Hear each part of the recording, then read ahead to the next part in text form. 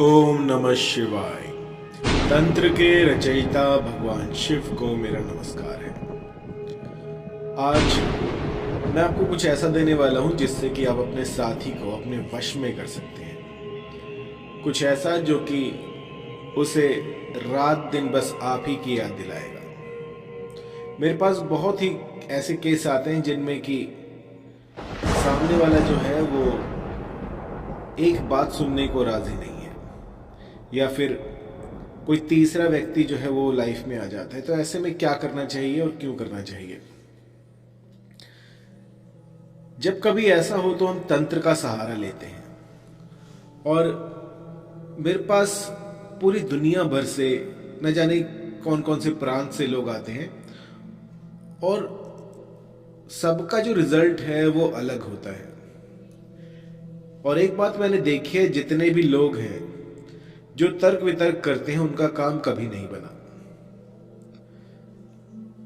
इतने मंत्रों को संजोने के बाद जो मेरे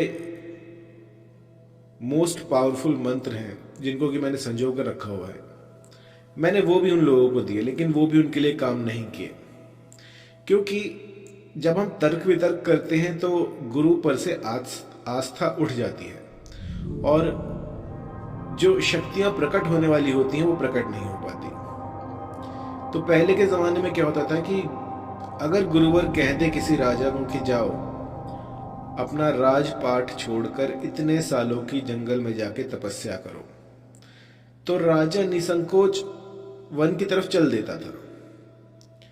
लेकिन आज स्थिति ऐसी है कि गुरुजी कुछ भी कहे, आपको करनी अपने मन की है।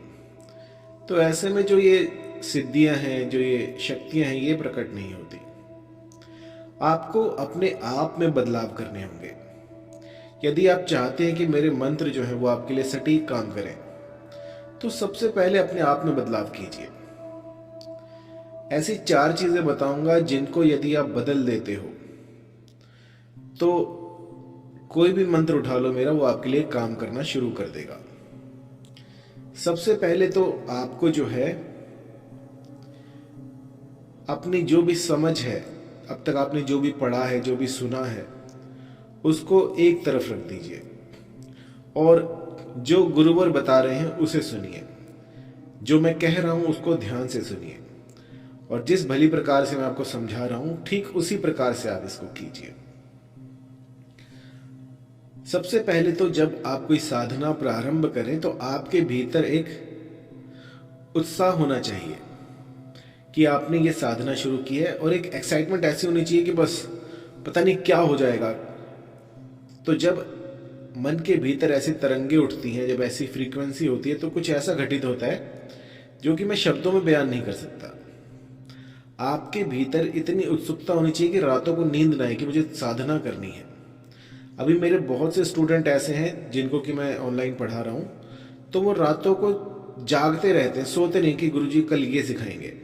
अब गुरुजी ने हफ्ते के लिए ये बताया है तो इसको जल्दी से कंप्लीट कर ले, तो इतना उत्सुक रहते हैं कि बस क्या बताऊं मैं आपको। तो आपको जब भी आप साधना करें अपनी उत्सुकता को क्षीण ना होने दें। जितना अधिक हो सके आप सोचिए कि क्या क्या पॉसिबिलिटीज हैं, क्या क्या हो सकता है, और आप क्या क्या चाहते हैं इस दौरान।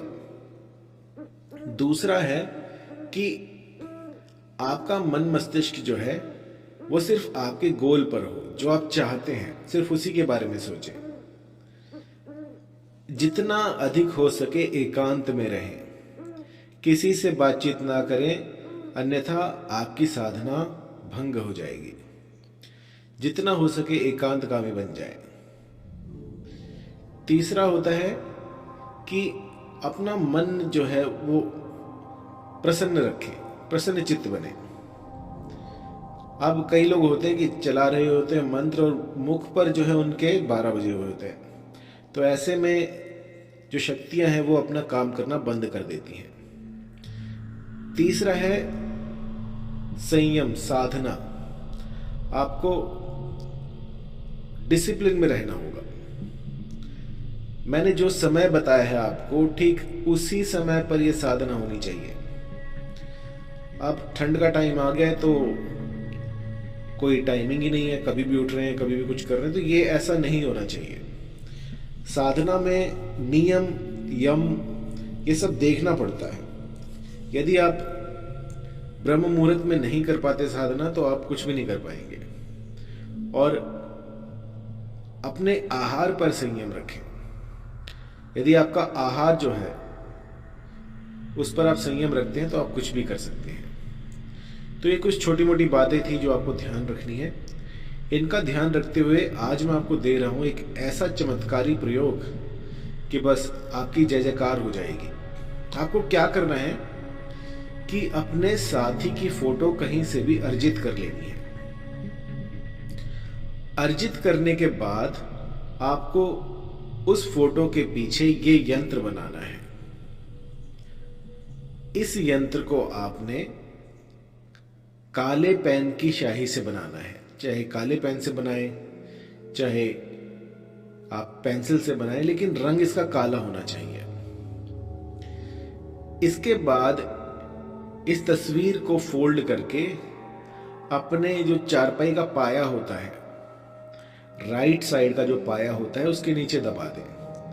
और जब तक आपका प्रेमी मारा मारा आपके पीछे ना डोले, तब तक ये यंत्र वहां से निकालना मत।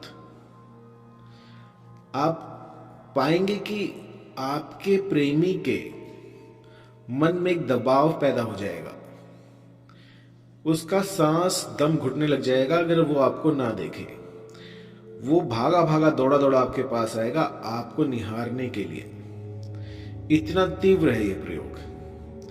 एक बार कर दिया तो लाइफ टाइम के लिए रहेगा। आपको मात्र 11 दिनों तक ये तस्वीर अपने पाये के नीचे रखनी है। जब 11 दिन हो जाए उसके बाद इस तस्वीर को निकालकर किसी ऐसी जगह पर गाड़ दें जहां पर कि कोई देख ना रहा हो।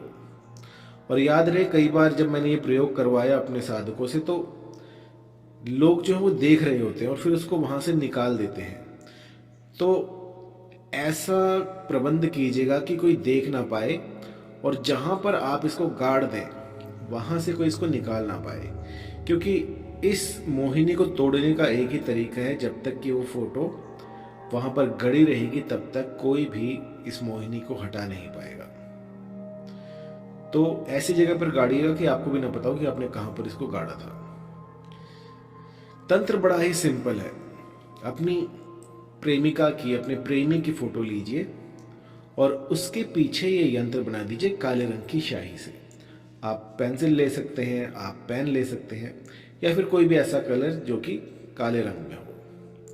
उसके बाद यंत्र का निर्माण कीजिए। अब यंत्र का निर्माण कैसे करना है? आपने फोटो ले ली, पूर्वमुखी होकर बैठ जाएं और अपने नीचे ऊनी आसन बिछा लें। लाल रंग का हो तो बेहतर है, वरना कोई भी आसन चलेगा।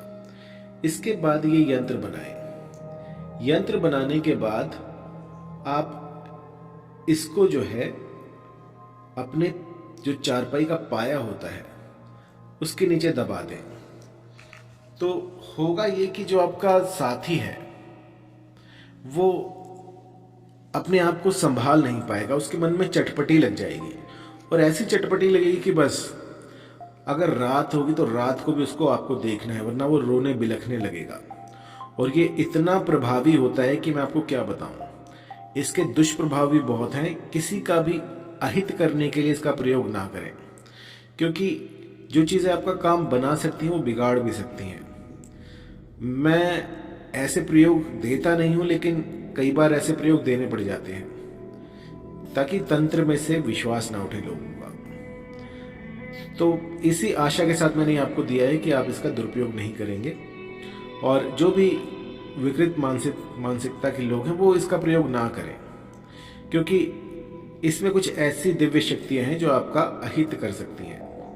यदि मन में सच्चा प्रेम हो और फिर भी कुछ अड़चने आ रही हों या फिर अपना परिवार बचाना हो, तो उस समय पर इसका प्रयोग किया जा सकता है।